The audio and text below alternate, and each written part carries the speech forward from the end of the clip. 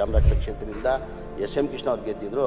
ಹಾಗಾಗಿ ಅವ್ರು ಗವರ್ನರ್ ಆಗಿ ಅವಕಾಶ ಸಿಕ್ಕಿದ್ದಕ್ಕೆ ಇಲ್ಲಿ ರಾಜೀನಾಮೆ ಕೊಟ್ಟು ಚಾಮರಾಜಪೇಟೆ ರಾಜೀನಾಮೆ ಕೊಟ್ಟಿದ್ದಕ್ಕೆ ನಾನು ಅಲ್ಲಿ ಗೆದ್ದಾದಮೇಲೆ ಈಗಲೂ ನನ್ನ ಜ್ಞಾಪನ ಇದೆ. SM ಕೃಷ್ಣ ಅವ್ರು ನನಗೆ ಫೋನ್ ಮಾಡಿದರು, ಕಂಗ್ರ್ಯಾಚುಲೇಷನ್ ಕಣಪ್ಪ, ನೀನು ಗೆದ್ದಿದ್ಯಾ, ನಿನಗೆ ಒಳ್ಳೇದಾಗಲಿ. ನ್ಯಾಷನಲ್ ಟ್ರಾವೆಲ್ಸ್ ಅಂತ ಒಂದು ಸಣ್ಣ ಬುಕ್ಕಿಂಗ್ ಆಫೀಸ್, ಅದು 200 ಸ್ಕ್ವೇರ್ ಫೀಟ್ ಆಫೀಸಲ್ಲಿ ಬಂದು ಓಪನಿಂಗ್ ಮಾಡಿ 1 ತಾಸು ನನ್ನ ಜೊತೆಯಲ್ಲಿದ್ದರು. ಸ್ಟೈಲಿಸ್ಟ್ ರಾಜಕಾರಣಿ ಅನ್ನಲ್ಲ ಇದ್ದರೆ ಅದು SM ಕೃಷ್ಣ ಅವರು. ಅಂದರೆ ಬೆಳಗ್ಗೆ ಒಂದು ಬಟ್ಟೆ, ಸಂಜೆ ಒಂದು ಬಟ್ಟೆ, ಮಧ್ಯಾಹ್ನ ಒಂದು ಬಟ್ಟೆ, ಟೆನ್ನಿಸ್ ಹಾಕಬೇಕಾದ್ರೂ ಒಂದು ಬಟ್ಟೆ. ಅಂದರೆ ಒಂಥರ ಡ್ರೆಸ್ ಕೋಡ್ ಇದೆಯಲ್ಲ, ನಮ್ಮ ರಾಜ್ಯದಲ್ಲಿಲ್ಲ, ಇಡೀ ದೇಶದಲ್ಲಿ ಯಾವ ರಾಜಕಾರಣಿನೂ ಅದು ಹಾಕೋಕ್ಕೆ ಸಾಧ್ಯ ಆಗಲ್ಲ. ಇವತ್ತು ಬೆಳಗ್ಗೆ ಒಂಥರ ಶಾಕ್ ನ್ಯೂಸ್ ಬಂದಂಗಾಯ್ತು. ಇವತ್ತು ಈ ಥರ SM ಕೃಷ್ಣ ಅವರು ನಿಧನ ಹೊಂದಿರೋ ತಕ್ಷಣ ಒಂಥರ ನನ್ನ ನಂಬಕ್ಕೆ ಸಾಧ್ಯ ಆಗಲಿಲ್ಲ. ಭಾಳ ಶಾಕ್ ಆಯ್ತು. ಅಂದರೆ ಅವರು ನನ್ನ ದೊಡ್ಡ ಅಭಿಮಾನಿಯಾಗಿದ್ದೆ ನಾನು. ಕಾರಣ ಅಂದರೆ SM ಕೃಷ್ಣ ಅವರು ನನ್ನ ಅನಿಸಿಕೆ 1962ರಲ್ಲಿ ಮೊದಲೇ ಬಾರಿ ಇಂಡಿಪೆಂಡೆಂಟ್ ಆಗಿ MLA ಆಗಿ ಗೆದ್ದಿದ್ರು ಅವರು. ಇಂಡಿಪೆಂಡೆಂಟಲ್ಲಿ 25-26 ವರ್ಷ ಇತ್ತು ಅವಾಗ. 25-26 ವರ್ಷದಲ್ಲೇ ಇಂಡಿಪೆಂಡೆಂಟಾಗಿ ಗೆಲ್ಲಬೇಕಾದ್ರೆ ಅದು ಸುಲಭ ಇಲ್ಲ. ಆ ಟೈಮಲ್ಲೇ 62ರಲ್ಲೇ ಇಂಡಿಪೆಂಡೆಂಟಾಗಿ MLA ಆಗಿ ಆಯ್ಕೆ ಆಗಿದ್ದರು. ಮದ್ದೂರಲ್ಲಿ MLA ಆಗಿ ಆಯ್ಕೆ ಆಗಿದ್ದರು. ಅದಾದಮೇಲೆ 1968ರಲ್ಲಿ ಮೊದಲೇ ಬಾರಿ MP ಆಗಿ ಸೋಷಲಿಸ್ಟ್ ಪಾರ್ಟಿಯಿಂದ MP ಆಗಿ 35 ವಯಸ್ಸಲ್ಲಿ MP ಆಗಿ ಆಯ್ಕೆ ಆಗಿದ್ದರು. ಅಷ್ಟು ಸುಲಭದಿಲ್ಲ. ಆ ಟೈಮಲ್ಲೇ 35 ವರ್ಷದಲ್ಲೇ ಅವರು MP ಆಗಿದ್ದರು. ಆಮೇಲೆ ಕೇಂದ್ರದಲ್ಲಿ 1972ಅಲ್ಲಿ ಕೇಂದ್ರದಲ್ಲಿ ಮಿನಿಸ್ಟರ್ ಆಗಿದ್ದರು. 89ಇಂದ 19ವರೆಗೂ ಕರ್ನಾಟಕದಲ್ಲಿ ಸ್ಪೀಕರ್ ಆಗಿ ಕೆಲಸ ಮಾಡಿದ್ದಾರೆ. 94ರಲ್ಲಿ ಮುಖ್ಯಮಂತ್ರಿಯಾಗಿ 94 ಮುಖ್ಯಮಂತ್ರಿಯಾಗಿ ಕೆಲಸ ಮಾಡಿದ್ದಾರೆ. ಆಮೇಲೆ ಚೀಫ್ ಮಿನಿಸ್ಟರ್ ಆಗಿ 99ಇಂದ 2004ವರೆಗೂ ಚೀಫ್ ಮಿನಿಸ್ಟರ್ ಆಗಿ ಕೆಲಸ ಮಾಡಿದ್ದಾರೆ. ಗವರ್ನರ್ ಆಗಿ ಕೆಲಸ ಮಾಡಿದ್ದಾರೆ. ಕೇಂದ್ರದಲ್ಲಿ ಮಂತ್ರಿಯಾಗಿ ಕೆಲಸ ಮಾಡಿದ್ದಾರೆ. ಆಮೇಲೆ ರಾಜ್ಯಸಭಾನೂ ಆಗಿದ್ದರು, MLCನೂ ಆಗಿದ್ದರು, MP ಆಗಿದ್ದರು, MLAನೂ ಆಗಿದ್ದರು. ರಾಜಕಾರಣದಲ್ಲಿ ಭಾಳ ಕಡಿಮೆ MLA ಆಗೋರು, MLC ಆಗೋದು ಸಹಜ. ಅಂದರೆ ಇವರು MLAನೂ ಆಗಿದ್ದರು, MPನೂ ಆಗಿದ್ದರು, ರಾಜ್ಯಸಭಾ ಮೆಂಬರು ಆಗಿದ್ದರು, MPನೂ ಆಗಿದ್ದರು, ಕೇಂದ್ರದಲ್ಲಿ ಮಂತ್ರಿ ಆಗಿದ್ದರು, ಸ್ಪೀಕರ್ ಆಗಿದ್ದರು, ಗವರ್ನರ್ ಆಗಿದ್ದರು, ಮುಖ್ಯಮಂತ್ರಿ ಆಗಿದ್ದರು. ಎಲ್ಲ ಹುದ್ದೆನ ಯಾರು ರಾಜಕಾರಣಿಗಳು ಅನುಭವಿಸಿದ್ದಾರೆ ಅಂದರೆ ಅದು SM ಕೃಷ್ಣ ಅವರು.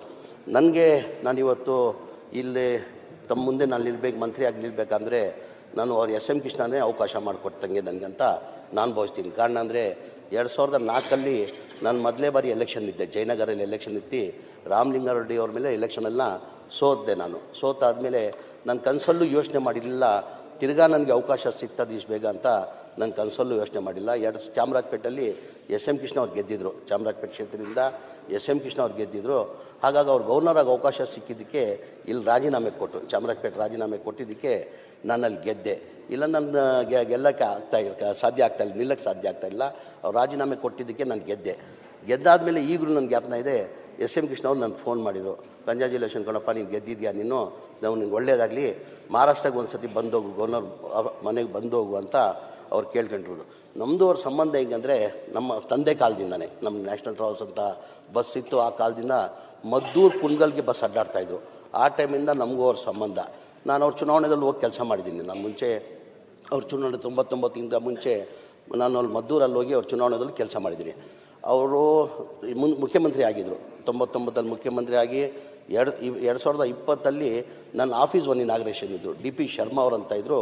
ಲೋಕಸಭಾ ಸೆಂಟ್ರಲ್ ಕಾನ್ಸ್ಟಿಟ್ಯೂನ್ಸಿ ಬೆಂಗಳೂರು ಸಿಟಿಯಲ್ಲಿ ಲೋಕಸಭೆ ಚುನಾವಣೆಗೆ ನಿಂತಿದ್ದರು ಅವರು. ಅವ್ರಿಗೋಗಿ ಹೇಳಿದೆ ನಾನು, ಸರ್ ಮನೆ ಮುಖ್ಯಮಂತ್ರಿಗೆ ಹೋಗಿ ಕರಿಬೇಕಾಗ್ತದೆ, ನನಗೂ ಭಾಳ ಆತ್ಮೀಯರಿದ್ದಾರೆ, ನನ್ನ ಕಂಡ್ರೆ ಭಾಳ ಪ್ರೀತಿ ಅವ್ರಿಗೆ, ನಾನು ಆಫೀಸ್ ಓಪನಿಂಗ್ ಇದೆ ಸರ್, ಹೋಗಿ ಕರಿಬೇಕು ಅಂದರು. ಆಯಿತು, ನಾನು ಟೈಮ್ ಕೊಡ್ತೀನಿ, ಹೋಗಿ ನೀನು ಇನ್ವೈಟ್ ಮಾಡು ಅಂತ ಹೇಳಿದ್ರು. ನಾನು ಹೋದೆ ಸರ್. 2020ಅಲ್ಲಿ ಹೋಗಿ ಅವ್ರು ಇನ್ವೈಟ್ ಮಾಡಿದೆ. ಸರ್ ನನ್ನ ಆಫೀಸ್ ಇದೆ, ಸಣ್ಣ ಆಫೀಸ್ ಇದೆ, ಒಂದು ಟ್ರಾನ್ಸ್ಪೋರ್ಟ್ ಆಫೀಸ್ ಇದೆ, ದಯಮಾಡ್ತಾ ಓಪನ್ ಮಾಡಬೇಕು ಅಂತ ಅವ್ರನ್ನ ಕೇಳಿಕೊಂಡೆ. ಆಯ್ತು ಕಣೋ ಬರ್ತೀನಿ ಅಂತ ಹೇಳ್ಬಿಟ್ಟು ಅವ್ರು ಬಂದು ಮುಖ್ಯಮಂತ್ರಿ ಆಗಿ, ನೀವು ನಂಬ್ತಿರೋ ಬಿಡ್ತಿರೋ, ಬರೀ 200 ಸ್ಕ್ವೇರ್ ಫೀಟ್ ಆಫೀಸ್ ಅದು. ಎಷ್ಟು? ನ್ಯಾಷನಲ್ ಟ್ರಾವೆಲ್ಸ್ ಅಂತ ಒಂದು ಸಣ್ಣ ಬುಕ್ಕಿಂಗ್ ಆಫೀಸ್ ಅದು. 200 ಸ್ಕ್ವೇರ್ ಫೀಟ್ ಆಫೀಸಲ್ಲಿ ಬಂದು ಓಪನಿಂಗ್ ಮಾಡಿ 1 ತಾಸು ನನ್ನ ಜೊತೆಯಲ್ಲಿದ್ದರು. 1 ತಾಸು ನಮ್ಮ ಆಫೀಸಲ್ಲಿ ಕೂತ್ಕೊಂಡು ನನಗೆ ಆಶೀರ್ವಾದ ಮಾಡೋರು.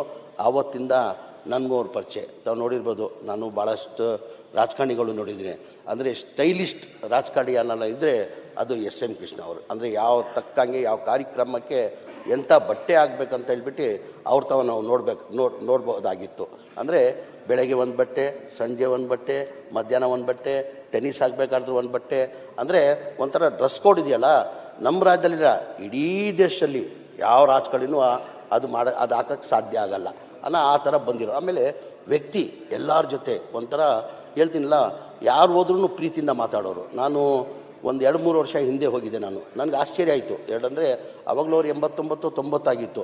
ನಾನು ಭಾಳ ವರ್ಷ ಎಲ್ಲೋಪ್ಪ ಹೆಂಗೋಪ್ಪ ಇದೆಯಾ ಜಮೀರ್, ಚೆನ್ನಾಗಿದೆಯಾ ನೀನು ಅಂತ ಹೇಳ್ಬಿಟ್ಟು ಅಶೋಕ್ ಅವ್ರು ಹೇಳ್ದಂಗೆ ಭಾಳ ಹೊತ್ತು ನನ್ನ ಕುಣಿಸ್ಕೊಂಡ್ರು. ಹೆಂಗಿದೆಯಪ್ಪ ರಾಜಕೀಯ, ಹೆಂಗೆ ನಡೀತಾ ಇದ್ದೆ, ನಾನು ಭಾಳ ಖುಷಿ ತಂತು, ಭಾಳ ಸಂತೋಷ ಆಯಿತು. ನೀನು ಎತ್ತರದಲ್ಲಿ ಬೆಳೆದಿದ್ಯಾ, ಮಂತ್ರಿ ಆಗಿದೆಯಾ ಅಂತ, 2 ಬಾರಿ ಮಂತ್ರಿ ಆಗಿದೆಯಾ ನೀನು, 5 ಬಾರಿ ಚಾಮರಾಜಪೇಟೆಯಲ್ಲಿ MLA ಆಗೋದು ಅದು ಸುಲಭ ಇಲ್ಲ, ನೀನು 5 ಬಾರಿ MLA ಹಾಕಿದ್ಯಾ, ಈ ಥರನೇ ಮೇಂಟೈನ್ ಮಾಡು ಅಂತ ಭಾಳ ಖುಷಿಯಾಗಿ ಭಾಳ ಆತ್ಮೀಯಾಗಿ ಮಾತಾಡೋರು. ಯಾರು ಹೋದ್ರು ಅವರು, ನಾನು ನೀವು ಅಂತ ಇಲ್ಲ, ಯಾರು ಹೋದ್ರೂ ಭಾಳ ಆತ್ಮೀಯಾಗಿ ಮಾತಾಡೋರು, ಭಾಳ ಇದ್ದು ಗೌರವ ಕೊಡೋರು. ಹಾಗಾಗಿ ನನ್ನ ಕಂಡ್ರೂ ಭಾಳ ಪ್ರೀತಿ ಇತ್ತು. ಎಲ್ಲೋ ಒಂದು ಕಡೆ ಇವತ್ತು ಅಶೋಕ್ ಅವ್ರು ಹೇಳಿದ್ರು ಒಂದು ಮಾತು, ಒಬ್ಬ ಹುಟ್ಟ ಮೇಲೆ ಸಾಯಲೇಬೇಕಂತ ಸಹಜ. ಅಂದರೆ ನಾವು ಏನು ಒಳ್ಳೆ ಕೆಲಸ ಮಾಡ್ತೀವಿ ಜನ ನೆನೆಸ್ಕೊಂತ. ಯಾವಾಗಲೂ ಅದೇ ಹೇಳೋದು ನಾವು ಇರುವಾಗ, ನಾವು ಹೋಗುವಾಗ ಏನೂ ಹೊತ್ಕೊಂಡು ಹೋಗಲ್ಲ. ಒಳ್ಳೆ 4 ಕೆಲಸ ಮಾಡಿದ್ರೆ ಜನ ನೆನೆಸ್ಕೊಂಡು ಕಣ್ಣಲ್ಲಿ ನೀರಾಗಬೇಕು. ಇವತ್ತೆಲ್ಲ ನಾವೆಲ್ಲ ಏನಕ್ಕೆ ಎಸ್ ಎಂ ಕೃಷ್ಣ ನೆನೆಸ್ಕೊಳ್ತೀವಿ ಅಂದರೆ ಅವ್ರ ವ್ಯಕ್ತಿ ಆ ಥರ ಇದ್ದರು. ಅವ್ರು ಮಾಡಿರೋ ಕೆಲಸಗಳು ಇಡೀ ದೇಶ, ನಮ್ಮ ರಾಜ್ಯಕ್ಕೂ ಮಾಡಿದ್ದಾರೆ, ಕೇಂದ್ರದಲ್ಲಿ ಮಂತ್ರಿಯಾಗಿ ಅಲ್ಲೂ ಸೇವೆಯನ್ನು ಸಲ್ಲಿಸಿದ್ದಾರೆ. ಅವ್ರು ಇಷ್ಟೇ ಹೇಳೋದು ನಾನು, ಅವ್ರ ಕುಟುಂಬಕ್ಕೆ ಎಷ್ಟು ನೋವಾಗಿದೆ ಅದು 2 ನೋವು ನಮಗೂ ಆಗಿದೆ. ಅವ್ರು ಭಾಳಷ್ಟು ಅಭಿಮಾನಿ, ಬರೀ ನಮ್ಮ ರಾಜ್ಯದಲ್ಲಿಲ್ಲ, ಇಡೀ ದೇಶದಲ್ಲಿ ಅವ್ರ ಅಭಿಮಾನಿಗಳಿದ್ದಾರೆ. ಕರ್ನಾಟಕ ರಾಜ್ಯದಲ್ಲಿ ಹೆಚ್ಚಿನ ಸಂಖ್ಯೆಯಲ್ಲಿ ಅವ್ರ ಅಭಿಮಾನಿಗಳಿದ್ದಾರೆ. ನಾನು ಇಷ್ಟೇ ಭಗವಂತಂತೆಲ್ಲ ಪ್ರಾರ್ಥನೆ ಮಾಡೋದು, ಅವ್ರ ಆತ್ಮಕ್ಕೆ ಶಾಂತಿ ಸಿಕ್ಕಲಿ, ಅವ್ರ ಅಭಿಮಾನಿಗಳಿಗೆ, ಅವ್ರ ಕುಟುಂಬಕ್ಕೆ ಈ ಆಗಿರೋ ಘಟನೆನ ಸಹಿಸ್ಕೊಳ್ಳೋದು ಶಕ್ತಿ ಕೊಡಲಿ ಅಂತ ಭಗವಂತ ಪ್ರಾರ್ಥನೆ ಮಾಡಿ ನನಗೆ 2 ಮಾತಾಡೋಕ್ಕೆ ಅವಕಾಶ ಕೊಟ್ಟಿದ್ದು ತುಂಬ ಮನಸ್ಸಿನ ನಾನು ಮಾತು ಮುಗಿಸ್ತೀನಿ. ಮತ್ತಷ್ಟು ವಿಶೇಷ ವಿಡಿಯೋಗಳನ್ನು ನೋಡಲು ಮತ್ತು ಹೊಸ ವಿಡಿಯೋಗಳ ಬಗ್ಗೆ ತಿಳಿಯಲು ಈ ದಿನ .com ಯೂಟ್ಯೂಬ್ ಚಾನೆಲ್ ಸಬ್ಸ್ಕ್ರೈಬ್ ಮಾಡಿ ಮತ್ತು ಬೆಲ್ ಐಕಾನ್ ಕ್ಲಿಕ್ ಮಾಡಿ.